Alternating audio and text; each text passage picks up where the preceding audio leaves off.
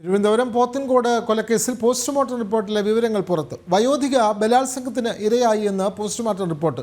സ്വകാര്യ ഭാഗങ്ങളിൽ മുറിവ് കണ്ടെത്തി. തലക്കേറ്റ ക്ഷതമാണ് മരണകാരണമെന്നും പോസ്റ്റ്മോർട്ടം റിപ്പോർട്ടിൽ പറയുന്നു.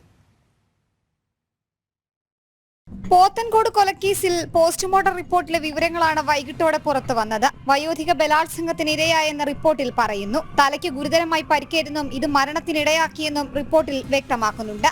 കേസിൽ ഒരാളെ പോലീസ് നേരത്തെ കസ്റ്റഡിയിലെടുത്തു. സംശയകരമായി CCTV ദൃശ്യങ്ങളിൽ കണ്ട പോത്തൻകോട് സ്വദേശി സൗഫീഖാണ് കസ്റ്റഡിയിലുള്ളത്. ഇയാളെ വിശദമായി ചോദ്യം ചെയ്യുകയാണ് പോലീസ്. ഇയാൾക്കെതിരെ പോക്സോ കേസുകൾ അടക്കമുണ്ടെന്ന് പോലീസ് അറിയിച്ചു.